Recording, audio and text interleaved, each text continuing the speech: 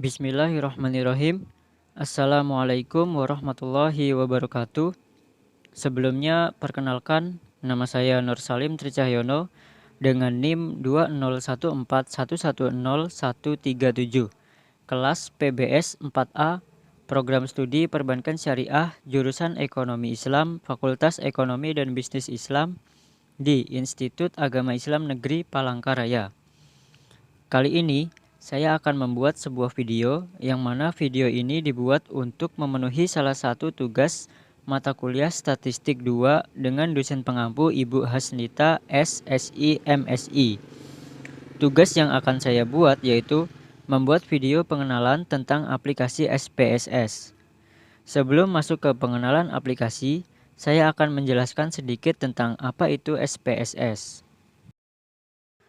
Nah, jadi SPSS adalah kependekan dari Statistical Package for the Social Science, yang merupakan aplikasi yang digunakan untuk melakukan analisis statistika tingkat lanjut, analisis data dengan algoritma machine learning, analisis string, serta analisis big data yang dapat diintegrasikan untuk membangun platform data analisis. SPSS sangat populer di kalangan peneliti dan statistikawan untuk membantu melakukan perhitungan terkait analisis data. SPSS ini digunakan oleh berbagai universitas, institusi, dan perusahaan untuk melakukan analisis data seperti melakukan riset pemasaran, analisis data survei atau kuesioner, penelitian akademik mahasiswa, keperluan pemerintahan seperti lembaga BPS, mendokumentasikan data, dan masih banyak lagi. Nah, SPSS ini memiliki beberapa fitur yang bisa kita gunakan. Berikut penjelasannya. Pada tampilan awal aplikasi SPSS ini, terdapat dua tab, yaitu Data View dan Variable View. Data View berfungsi untuk memasukkan atau menginput data, sedangkan Variable View berfungsi untuk mendapatkan variabel dari data yang telah diinput. Selanjutnya, kita masuk ke menu bar yang terdapat pada tampilan awal aplikasi SPSS ini. Yang pertama ada menu File. Menu File merupakan menu bar yang menyediakan perintah-perintah terkait fungsi manajemen file, seperti membuka file, menyimpan file, ekspor dan import file, dan lain-lain. Kemudian ada menu edit. Menu edit ini berfungsi untuk melakukan pengeditan pada operasi SPSS baik data, serta pengaturan atau option untuk konfigurasi SPSS secara keseluruhan, di mana menu edit ini terdiri dari yang pertama undo, yaitu untuk pembatalan perintah yang dilakukan sebelumnya. Kemudian ada redo, yaitu untuk perintah pembatalan perintah redo yang dilakukan sebelumnya. Kemudian ada cut, yaitu untuk penghapusan sebuah sel atau teks atau objek bisa di-copy untuk keperluan tertentu dengan perintah dari menu paste. Kemudian ada copy, yaitu untuk menyalin sel atau teks atau objek. Kemudian ada paste, menampilkan sebuah sel, teks, objek hasil dari perintah copy atau cut. Kemudian ada clear, untuk menghapus sebuah sel atau teks ataupun objek. Kemudian ada find, yaitu untuk mencari suatu teks. Kemudian ada option, yaitu untuk mengatur konfigurasi tampilan lembar SPSS secara umum. Kemudian menu bar yang ketiga ada menu view. Menu ini digunakan sebagai pengaturan tampilan di layar kerja SPSS, serta mengetahui proses-proses yang sedang terjadi pada operasi SPSS. Adapun di menu ini terdiri dari yang pertama ada status bar, yaitu digunakan untuk mengetahui proses yang sedang berlangsung. Kemudian ada toolbar, digunakan untuk mengatur tampilan toolbar. Kemudian ada menu editor, ada fonts, digunakan untuk mengatur jenis ukuran font pada data editor SPSS. Kemudian ada grid lines untuk mengatur garis sel pada editor SPSS. Kemudian ada juga value label untuk mengatur tampilan pada editor untuk mengetahui value label. Kemudian ada menu bar data. Menu data digunakan untuk melakukan pemrosesan data secara keseluruhan. Adapun di menu ini terdiri dari berbagai macam opsi.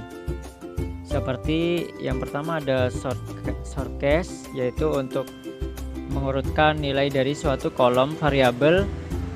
Kemudian ada transpose untuk mengoperasikan transpose pada sebuah kolom variabel menjadi baris. Kemudian merge files untuk menggabungkan beberapa file dokumen SPSS yang dilakukan dengan penggabungan kolom-kolom variabelnya. Kemudian ada split file untuk memecahkan file berdasarkan kolom variabelnya. Kemudian ada select case, di mana ini digunakan untuk mengatur sebuah variabel berdasarkan sebuah persyaratan, dan masih ada banyak lagi. Kemudian menu bar yang selanjutnya ada transform. Menu transform dipergunakan untuk melakukan transformasi variabel terkait pembentukan variabel baru dari variabel-variabel yang telah ada. Adapun di menu ini terdiri dari berbagai macam opsi seperti ada compute variabel, yaitu sebagai operasi aritmatika dan logika. Kemudian ada count values within cache, yaitu untuk mengetahui jumlah sebuah ukuran data tertentu pada suatu baris tertentu. Kemudian ada record, yaitu untuk mengganti nilai pada kolom variabel tertentu yang sifatnya menggantikan into same variable atau merubah into different variable pada variabel baru. Kemudian ada rank cache, yaitu untuk mengurutkan nilai data sebuah variabel. Selanjutnya ada menu analyze. Menu analyze ini digunakan untuk melakukan analisis data yang telah kita masukkan ke dalam komputer. Menu ini merupakan menu yang terpenting karena semua pemrosesan dan analisis data dilakukan dengan menggunakan menu correlate, compare, means, dan regression. Menu bar yang selanjutnya yaitu menu graph. Menu graph digunakan untuk membuat grafik, diantaranya ialah bar, line, pie, dan lain-lain. Kemudian ada menu utilities. Menu utilities dipergunakan untuk mengetahui informasi variabel, informasi file, dan lain-lain. Kemudian ada menu extensions. Kemudian ada menu Windows. Menu Windows ini digunakan untuk melakukan perpindahan switch dari satu file ke file lainnya. Dan yang terakhir ada menu Help, di mana menu Help ini digunakan untuk membantu pengguna dalam memahami perintah-perintah SPSS jika menemui kesulitan. Nah, selain menu bar, pada tampilan SPSS juga terdapat beberapa toolbar SPSS yang bisa kita gunakan. Toolbar ini memberikan shortcut perintah berupa ikon yang dapat mempercepat pekerjaan terkait beberapa fungsi menu bar pada SPSS. Yang pertama itu ada Open Data Document. Open Data Document ini merupakan tools yang berfungsi untuk membuka file yang tersimpan. Kemudian ada Save This Document. Save This Document ini berfungsi untuk menyimpan file yang sedang aktif. Kemudian ada Print. Print ini berfungsi untuk mencetak data yang aktif pada data view. Kemudian ada Recall, Recently Used Dialogs. Tools ini berfungsi untuk memanggil dialog perintah yang sedang digunakan. Kemudian ada undo. Nah, seperti yang kita ketahui bahwa undo ini berfungsi untuk membatalkan perintah sebelumnya. Kemudian ada redo. Redo ini adalah kebalikan dari undo yang berfungsi untuk mengembalikan perintah yang dibatalkan sebelumnya. Kemudian ada go to cache. Tools ini berfungsi untuk berpindah atau menyorot suatu kasus yang spesifik. Kemudian ada go to variable. Tools ini berfungsi untuk menyorot variabel tertentu. Kemudian ada variabel. Variabel ini berfungsi untuk melihat informasi setiap variabel pada lembar kerja yang aktif. Kemudian ada run descriptive statistic. Tools ini berfungsi untuk menjalankan fungsi statistika deskriptif yang secara default menampilkan frekuensi data. Kemudian ada find. Find ini merupakan tools yang berfungsi untuk mencari suatu nilai dari data view yang aktif dan tersedia untuk menggantikan nilai tersebut. Kemudian ada insert cache. Tools ini berfungsi untuk menambah kasus baru dari sel yang disorot. Kemudian ada insert variable, berfungsi untuk menambah atau menyisipkan variabel baru. Kemudian ada split file.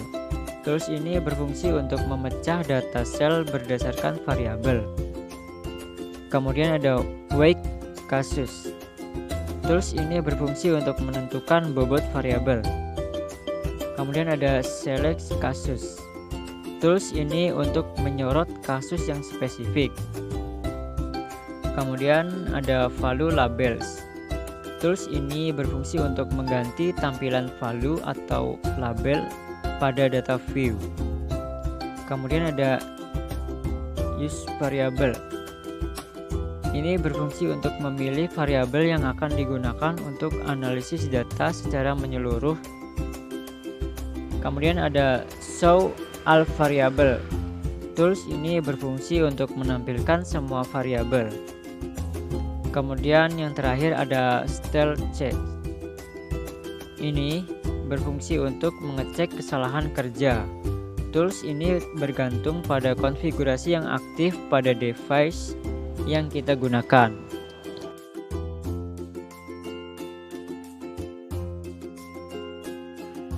Nah, kemudian di bagian tab variable view yang merupakan halaman pendefinisian variabel memiliki beberapa bagian, yaitu ada kolom name, yaitu tempat untuk menuliskan nama variabel atau sel per kolom. Hanya boleh satu kata atau menggunakan jeda tanda strip bawah. Kemudian ada type, yaitu untuk menentukan tipe data, yaitu numerik, koma, dot, scientific, notation, string, dan lain-lain. Kemudian ada width, yaitu untuk menentukan jumlah karakter atau angka yang akan tampil dalam data view. Kemudian ada decimals, yaitu menentukan jumlah angka di belakang koma. Kemudian ada label, di mana ini digunakan untuk memberikan sebutan atau identitas pada suatu variabel yang nantinya dalam hasil pengolahan data nama yang akan muncul adalah nama labelnya. Kemudian ada value, yaitu untuk memberikan keterangan nama atau kategori pengganti pada data variabel yang ditentukan pada data nominal dan ordinal. Kemudian ada missing, yaitu untuk memberikan informasi apabila data tidak ada. Kemudian ada kolom, yaitu untuk memberikan ukuran lebar kolom di layar data view. Kemudian ada alig, yaitu untuk menentukan letak data, yaitu rata tengah, rata kiri, ataupun rata kanan. Kemudian ada measure, yaitu untuk menentukan jenis skala ukur data yang dimasukkan berupa scale, nominal atau ordinal. Kemudian ada roll. Demikian video yang dapat saya buat terkait tentang pengenalan aplikasi SPSS pada mata kuliah Statistik 2. Apabila dalam pembuatan video ini masih terdapat banyak kesalahan dan kekurangan, saya mohon maaf yang sebesar-besarnya. Semoga bermanfaat. Sekian dari saya, terima kasih. Wassalamualaikum warahmatullahi wabarakatuh.